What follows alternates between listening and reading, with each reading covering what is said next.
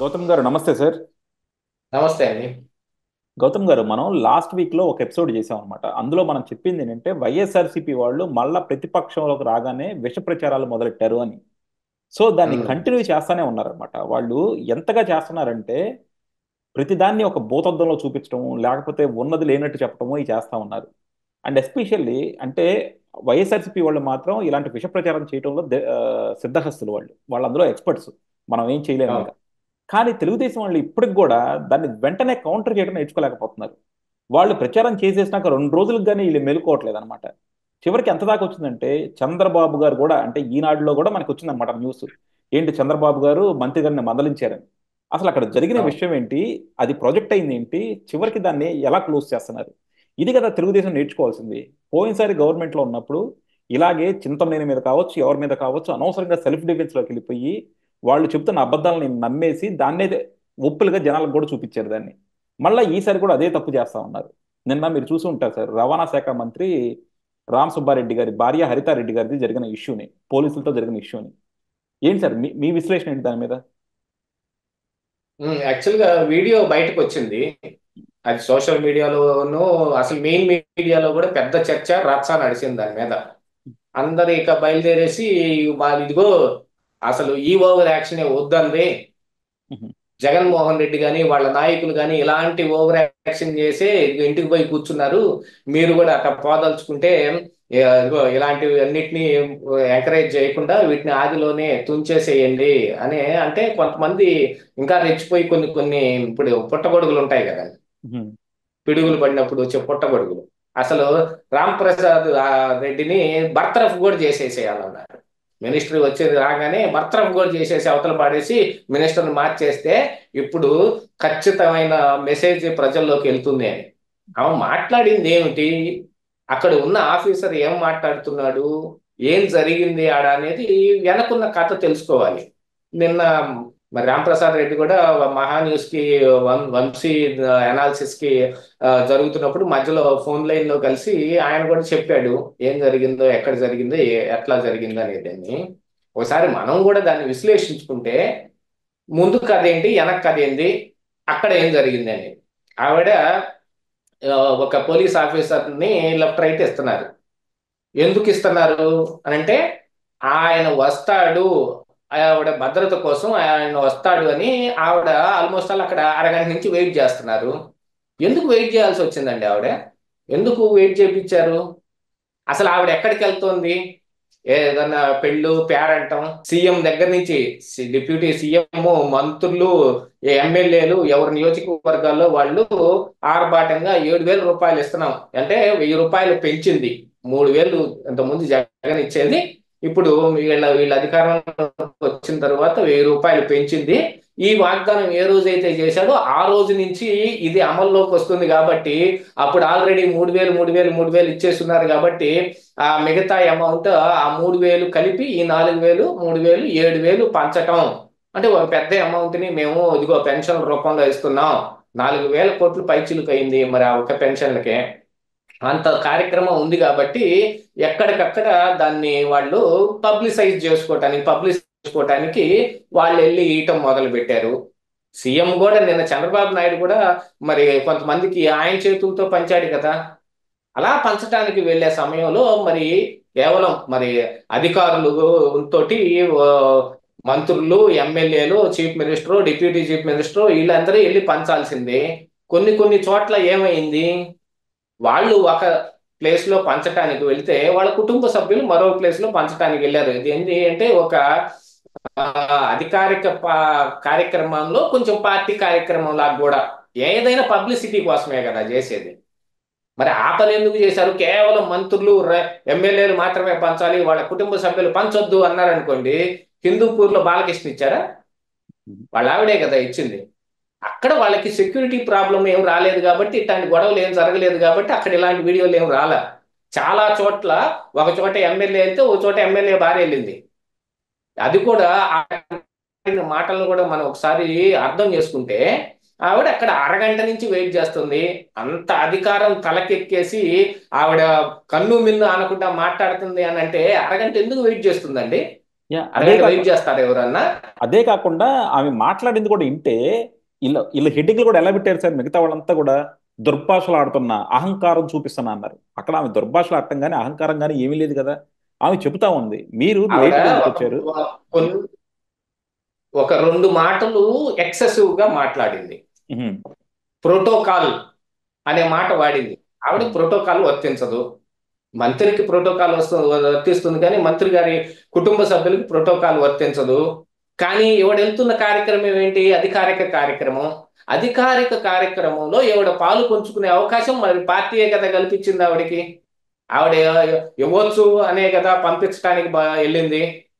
ఒక పబ్లిసిటీ కోసం చేసే కార్యక్రమం కాబట్టి కొంత కొంతమందికి వీళ్ళు వాళ్ళ చేతుల మీదుగా కూడా వేయటానికి వీళ్ళు కూడా వెళ్తూ ఉన్నారు. అక్కడ ఆ ఆవిడకి ఆ ఊర్లో పెద్దిరెడ్డి రామచంద్రారెడ్డినో మిథున్ రెడ్డినో హౌస్ అరెస్ట్ చేస్తున్నారు కాబట్టి ఎక్కడైనా కొన్ని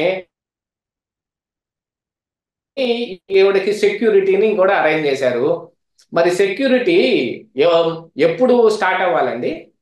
సెలబ్రిటీ వెళ్ళే టయానికి ఓ సెక్యూరిటీ ఉండాలనా? సెక్యూరిటీ వాళ్ళు వచ్చే టయానికి వీళ్ళు బయలుదేరి వెళ్తారా? వాళ్ళు బయలుదేరాలనుకున్న టైంకి సెక్యూరిటీ రెడీగా ఉండాలి కదా. కానీ ఆయన రెడీగా లేడంట. ఏమిటి అని అడిగితే ఆ వీడియోలోనే ఉంది, ఆయన ఏదో కాన్ఫరెన్స్ ఉంది, ఆ కాన్ఫరెన్స్ కి వెళ్ళాను అంటున్నా అని ఆయన చెప్పాడు. ఎంత పెద్ద పెన్షన్ల పండగ నడుస్తుంటే ఏం కాన్ఫరెన్స్ పెట్టారండి? ఏ ఎస్పీ గారు వచ్చి అక్కడ కాన్ఫరెన్స్ పెట్టి ఈయన్ని ఆడ కూర్చోబెట్టేశాడా, లేకపోతే కలెక్టర్ కాన్ఫరెన్స్ పెట్టి కూర్చోబెట్టాడా? ఏ ఊరు కాన్ఫరెన్స్ ఉంది అక్కడ? ఈయన కాన్ఫరెన్స్ ఎవరితోటి ఉంది మరి? ఆ పోలీస్ ఆఫీసర్కి చెప్పండి. ఆవిడ అదే కూడా అడిగింది, సిఐ గారికి లేని కాన్ఫరెన్స్ నీకుందా అని. కాకపోతే ఆవిడ 2 మాటలు వాడింది. మీకు వైసీపీ వాళ్ళు శాలరీ ఇస్తున్నారా, గవర్నమెంట్ శాలరీ ఇస్తుందా, ప్రోటోకాల్ ఏం లేదా, మీరు మఫ్టీలో వస్తారా, డ్రెస్ కోడ్ వేసుకోరా, మీరు యూనిఫామ్ కూడా వేసుకోరా అంది. ఇవన్నీ ఆవిడకి సంబంధం లేని మాటలే. కానీ అరగంట వెయిట్ చేసిన ఫ్రస్ట్రేషన్ ఏదో ఉంటది కదా, ఉహుం. అందుకోసమని ఆవిడ కొంచెం ఎక్సెసివ్ గా మాట్లాడింది, కాదంటం లేదు. ఇది ప్రజల్లోకి ఎలా వెళ్ళింది అని ఎవడ బూచిగా చూపించాల్సిన అవసరం ఏం లేదు అక్కడ. మిగతా చాలా మంది ఇంతకు ముందు బూట్లు తొడిగించుకున్న వాళ్ళు ఉన్నారు. ఇక్కడ ఆ, ఆవిడ వెళ్ళి ఏ ఫంక్షన్ హాల్లోనో కూర్చొని ఉంటే బయట పోలీసులు ఎండలో నిలబడి పహారా కాసిన రోజులన్నీ గత 5 సంవత్సరాలు మనం చాలా చూసాం కదా. ఉహుం. అలాంటిది ఏం కాదు ఇది. ఇది గవర్నమెంట్ కార్యక్రమమే. ఇలాంటి గవర్నమెంట్ కార్యక్రమంలో ఆవిడ పాలు పంచుకునే అవకాశం ఇచ్చి ఆవిడకి సెక్యూరిటీ అరేంజ్ చేసిన తర్వాత మరి సెక్యూరిటీ కరెక్ట్ టైంకి రావాలి కదా. దాంతో పాటుగా సాయంత్రం 5 ఇంటిలోపు 100% పెన్షన్లు కానిచ్చేసేయాలి, ఇచ్చేసేయాలి అని ఆర్డర్ కూడా వేశాడు చంద్రబాబు నాయుడు. ఉహుం. మరి వీళ్ళు వెళ్ళిన దాకా మొదలు కాకపోతే వీళ్ళే 11 ఇంటి దాకా ఎక్కడికి కదలకుండా ఉంటే ఇంకెప్పుడండి సాయంత్రం 6 ఇంటిలోపు ఫినిష్ అయ్యేది? ఎంత హైరానా పడినా కూడా 100% ఒక రోజులో ఫినిష్ అవ్వవు ఈ పెన్షన్ కార్యక్రమం అనేది. ఒకళ్ళు ఉంటారు, ఉండరు, ఏదో జరుగుతూ ఉంటాయి. 70-80% జరుగుతుంది. అధికారికంగా 90% పెన్షన్లు ఇచ్చే కార్యక్రమం మేము పూర్తి చేసామని గవర్నమెంట్ కూడా చెప్పింది. మరి వీళ్ళందరూ ఇళ్లల్లో కూర్చొని మధ్యాహ్నం 12-2 దాకా వెళ్ళకపోతే ఇంకెప్పుడు ఆ కార్యక్రమం మొదలు పెట్టేది? అందుకని ఆవిడ హైరానా పడుతుంది. కార్యక్రమానికి లేట్ అయిపోతుంది, ఈ ఎస్కాట్ రావట్లేదు, ఈ నాకు ఇచ్చిన సెక్యూరిటీ రావట్లేదని. అందుకని ఆవిడ 2 మాటలు అందనుకోండి. అనేది రైట్ తప్పు అనేది మనం నిర్ణయించజాలం. మరి చంద్రబాబు నాయుడికి కోపం వచ్చింది. ఎందుకు వచ్చింది? దీని మీద ట్రోలింగ్ జరుగుతుంది కాబట్టి, ఒక అపప్రద ఇక్కడ పడుతుంది కాబట్టి యా, టీడీపీ అనుకూల మీడియాను మరి దీని మీద ఒక పెద్ద రచ్చ చేసింది. అట్లాగనే వైఎస్ఆర్ కాంగ్రెస్ పార్టీ అనుకూల మీడియా కానీ సోషల్ మీడియా కానీ రచ్చ రచ్చ చేసేసింది. వైఎస్ఆర్సీపీ అందుకని ఆయన కోపడ్డాడు. వైఎస్ఆర్సీపీ ఎలాగో ప్రతిసారి ఇదే చేస్తూ ఉంటుంది. కానీ ఇప్పుడు కూడా తెలుగుదేశం మీడియా కావచ్చు, తెలుగుదేశం వాళ్ళకి కావచ్చు, వాళ్ళు చేసే దాంట్లో తప్పు అది నిజమా కాదన్నది కనీసం ఫ్యాక్ట్ చెక్ కూడా చేసుకోకుండా వీళ్ళు కూడా పొలోమని పడిపోతే అసలు ఎలా సార్, ఇంకా వీళ్ళు ఏం నేర్చుకున్నట్టు ఈ 10 సంవత్సరాల్లో. అంటే నేర్చుకోవటం ఎవరి వల్ల కాదండి. ఉమ్, ఇప్పుడు అబద్ధం చెప్పేవాడికి ఉన్నంత స్పాంటనిటీ నిజం చెప్పేవాడికి ఉండదు. నిజం చెప్పేవాడు నిజాన్ని కూడా నిదానంగానే చెబుతాడు. కానీ ఉమ్, అబద్ధం చెప్పేవాడు ఏం చెబుతాడు? వాడికి లోపల ఒక క్యూరియాసిటీ, ఇంటెన్షన్ ఉంటది కాబట్టి వాడు దాన్ని ఖచ్చితంగా ఒక ఇది నిజమే అనే ప్రాపర్ వేలో దాన్ని ప్రజెంటేషన్ చేయాలి కాబట్టి వాడు ప్రిపేర్ అయి ఉంటాడు. అలా ప్రిపేర్ అయి ఉండే కొట్టడానికి ప్రిపేర్ అయి ఉండే వాడికి దారిలో నడుచుకుంటూ వస్తూ గొడవ జరిగితే ఒకటి రెండు దెబ్బలు తిన్న తర్వాత కొట్టేవాడికి తేడా ఉంటదండి. ఖచ్చితంగా తేడా ఉంటుంది అక్కడ. అలాంటి తేడాని ఇప్పుడు ఈ పార్టీకి ఆ పార్టీకి ఉంది. వాళ్ళు వా- అవకాశం కోసం చూస్తారు, వాళ్ళు చెబుతారు కానీ మరి ఈ పెన్షన్లు ఇచ్చే కార్యక్రమంలో ముందుగానే స్ట్రిక్ట్ గా రూల్ పెట్టాల్సింది. మంత్రులు ఎమ్మెల్యేలు మాత్రమే ఇందులో పాల్గొనాలి. మరి మన వీళ్ళు ఎవరైనా లేనప్పుడు, అంటే 11 మంది వైఎస్ఆర్ కాంగ్రెస్ పార్టీ ఎమ్మెల్యేలు కూడా గెలిచారు కాబట్టి ఆ నియోజకవర్గాల్లో ఇన్ఛార్జిగా ఎవరు పెట్టారో వాళ్ళకి మాత్రమే ఈ కార్యక్రమం అప్పచెబుతున్నాం అని స్ట్రిక్ట్ గా రూల్ పెట్టాల్సింది. కాదు మరి బాలకృష్ణ గారి భార్య హిందూపూర్ లో పంచారు కదా, ఇలాంటి గొడవ జరగలేదు కాబట్టి అక్కడ ఎటువంటిది రాలేదు. కానీ ఈ పెన్షన్లు పంచే కార్యక్రమంలో వీళ్ళు కూడా పాల్గొనవచ్చునా లేదా అనేది అసలు డిబేట్ జరగాల్సింది. అది వదిలేసి ఈ రకమైన జరిగింది. దాంతో పాటుగా అప్పుడు మరి ఈయన కూడా చెప్పాడు, మరి మహాన్యూస్ తోటి ఫోన్ లైన్ లో కలిసినప్పుడు, ఆ పోలీసులు ఎవ్వరు మేము గవర్నమెంట్ లోకి వచ్చిన తర్వాత మార్చుకొని మేము తెచ్చుకున్న వాళ్ళు కాదు మా మాట వినటానికి. వాళ్ళందరూ ముందుగానే పెద్దిరెడ్డి రామచంద్రారెడ్డో మిథున్ రెడ్డో ఇన్ఫ్లుయెన్స్ తోటి వచ్చిన పోలీసులే, ఆ వ్యవస్థ ఇంకా మారలేదు. వాళ్ళు ఇంకా మమ్మల్ని కొంచెం ఇది చేయటం కోసం వాళ్ళు ఇలాంటి చిన్న చిన్న నాటకాలు కూడా ఆడుతూ ఉన్నారు. మరి ఎందుకు రాలేదు ఆ ఎస్ఐ గారు? మఫ్టీలో ఎందుకు వచ్చాడు? ఆ తరువాత వెళ్ళి డ్రెస్ వేసుకొని రావడానికి అరగంట ఎందుకు పట్టింది? ఇంటికెళ్ళి స్నానం చేసి పౌడర్ కొట్టుకొని యూనిఫామ్ వేసుకొని వచ్చారండి ఎస్ఐ గారు? అప్పుడు దాకా మరి ఎవడ ఇక్కడ వెయిట్ చేస్తా ఉంటుందా? ఇదే మంత్రి గారు అయితే ఆ పని చేస్తాడా? చేయలేడుగా. ఆ మంత్రి గారు రావాల్సింది. ఏమని పంపించారు? ఏమని పంపించే అవకాశం మరి ఎవరు ఇచ్చారు? మరి దాని మీద కదా అసలు చర్చ జరగాల్సింది. అది అంతా సబ్సైడ్ అయిపోయి ఆవిడ మాట్లాడిన నాలుగు మాటల్ని పట్టుకుని ఆ, ఏదో దుందుడుకుగా ఉంది అది ఇది అని. అసలు ఎగ్జాంపుల్ నేను చెబుతాను చూడండి.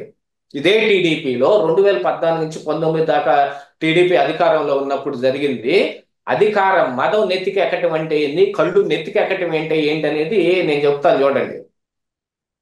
మంత్రి గారి భార్య, చిలకలూరిపేట ఎమ్మెల్యే మంత్రి పత్తిపాటి పుల్లారావు గారి భార్య పత్తిపాటి వెంకట కుమారి సొంత కార్యక్రమం మీద హైదరాబాద్ వెళ్తూ మా దారి మధ్యలో ఉన్న ఒక టోల్ గేట్ లో ఆవిడ గొడవ పెట్టుకుంది. అవును. ఉమ్. మంత్రి గారి కాన్వాయ్కే నువ్వు టోల్ అడుగుతావా అని.